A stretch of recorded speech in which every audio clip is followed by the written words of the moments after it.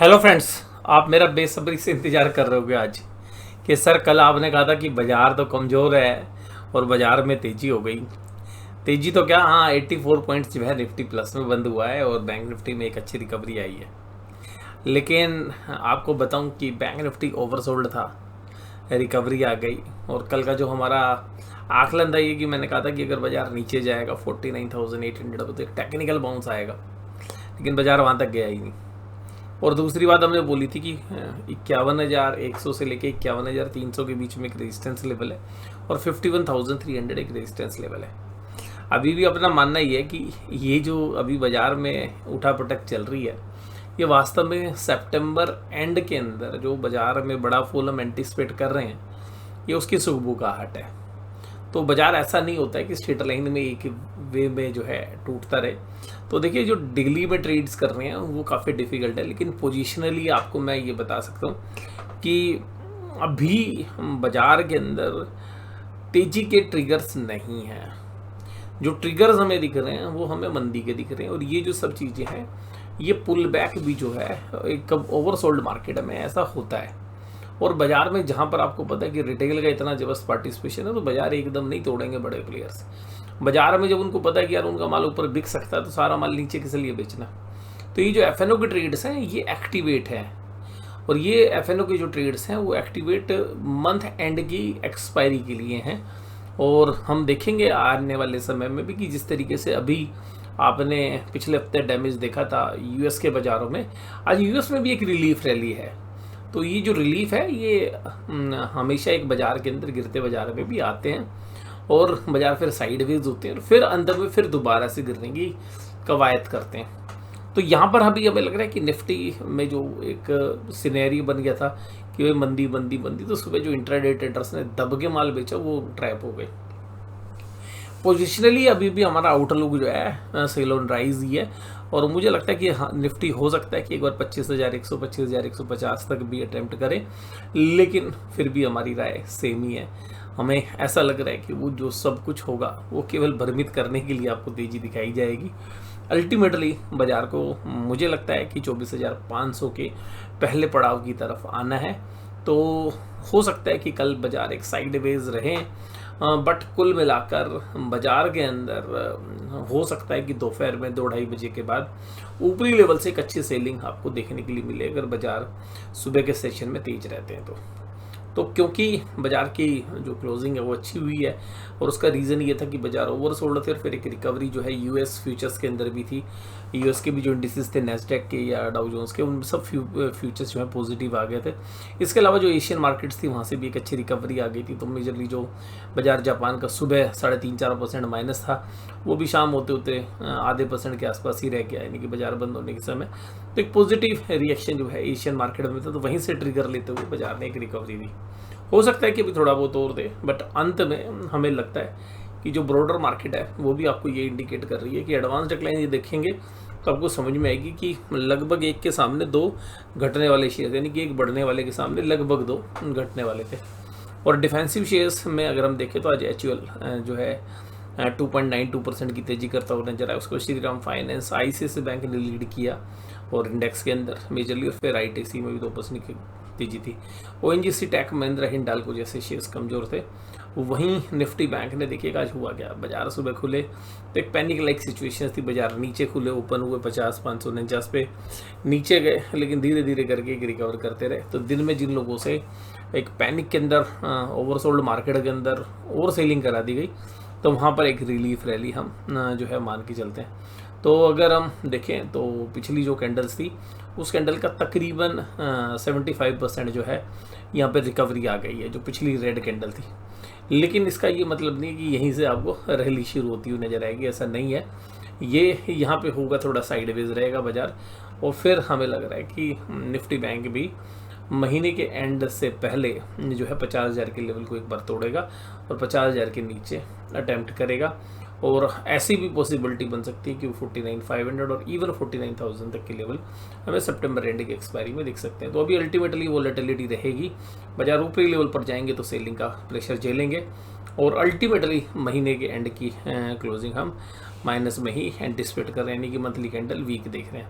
ICICI bank, AU small finance bank, Kotak Mahindra bank तेजी में थे। 5 सितंबर के दिन आपको डेटा क्या बता रहे हैं, ध्यान से समझिएगा।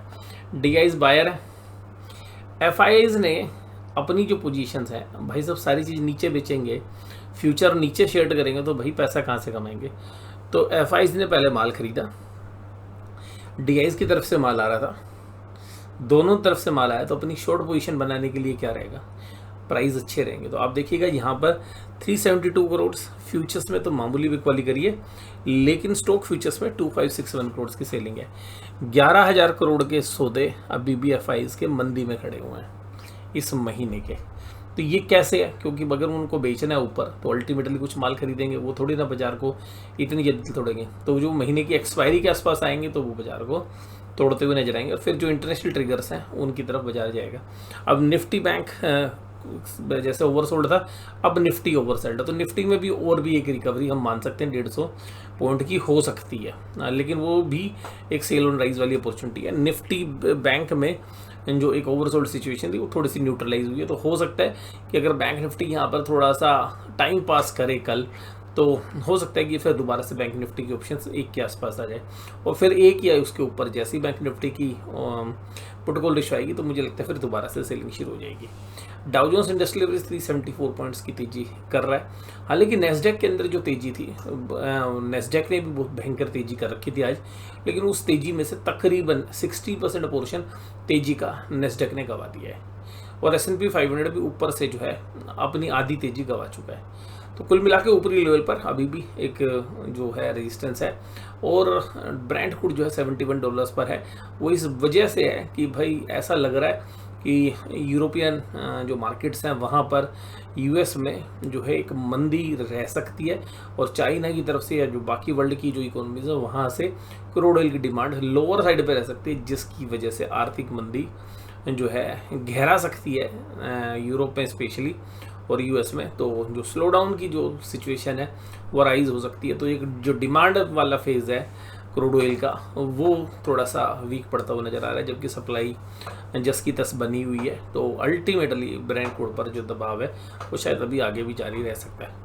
अब अगर हम निफ्टी के अंदर देखें तो निफ्टी में देखिएगा जबरदस्त अनवाइंडिंग होगी इन द मनी कॉल्स के अंदर, तो पोजीशन थोड़ी सी ऊपर की तरफ शिफ्ट कर दी गई है, और इवन 25,100 तक की भी ऑप्शंस में जो है पोजीशन अनवाइंड हो गई। यानी कि जो आंख बंद करके शॉर्ट मार देते हैं ओवरसोल्ड मार्केट में भी, तो उन लोगों ने अपनी जो कॉल वाली पोजीशन है वो अनवाइंड कर ली। और पुट राइटर में भी थोड़ा सा कॉन्फिडेंस निफ्टी में देखा गया, और जो 24,800 एक अहम स्पॉट थी वहाँ पर भी एक सेलिंग देखने के लिए मिली। उसके अलावा बैंक निफ्टी में जबरदस्त तरीके से, क्योंकि बैंक निफ्टी का जो पुल बैक था वो ज़्यादा जानदार था, तो कॉल राइटर्स ने सारी पोजीशंस अपने नीचे से लेगा in the money out of the money सब कॉल साइड में अनवाइंड हो गई। तो बैंक निफ्टी में जो टेक्निकल सेटअप है थोड़ा सा मजबूत है, बट हमें लगता है कि जो लेवल्स पहले रेजिस्टेंस में आ रहे थे वो दोबारा से रेजिस्टेंस का काम करेंगे, और 51,300 तक हो सकता है कि बाजार जाए, और इवन 51,500, बट ये पूरा का पूरा एक जबरदस्त सप्लाई जोन है, यहाँ से बाजार को फिर पलटी मार के नीचे आने की संभावना बनती है। एज ए डिस्क्लोजर, आज की तेजी के अंदर हमने अपनी थोड़ी सी मंदी जो है इंक्रीज़ की है, क्योंकि जब परसों बाजार गिरे थे तो हमने काफ़ी पोजीशंस में अपना प्रॉफिट बुक कर लिया था, और मंदी की पोजीशन थोड़ी सी काट ली थी। और जो हमने कल की परसों की वीडियो में भी आपके साथ चर्चा किया था कि अगर और नीचे जाएगा तो और थोड़ी सी मंदी हम काट लेंगे अगर बाज़ार नीचे जाएंगे। तो अल्टीमेटली बाज़ार जब आज ऊपर की तरफ आए तो हमने अल्टीमेटली मंदी नहीं काटी, क्योंकि हम ये उम्मीद कर रहे थे कि 50 तोड़ेगा तो काटेंगे, और बाज़ार वहाँ तक गया ही नहीं। तो अल्टीमेटली बाज़ार ऊपर की तरफ आए, तो हमने जो मंदी काटी थी फ्राइडे के सेशन में वो हमने जस की तस दोबारा से क्रिएट कर दी, क्योंकि मैं पर्सनली एंटिसिपेट कर रहा हूँ कि भाई सितंबर के महीने में बाज़ार में एक जो है मंदी का जो है रुख हम रहने वाला है, और मैं मान के चल रहा हूँ कि निफ्टी बैंक जो है 50,000 और 49,000 के बीच में कहीं पर मंथली एक्सपायरी में सेटल होगा।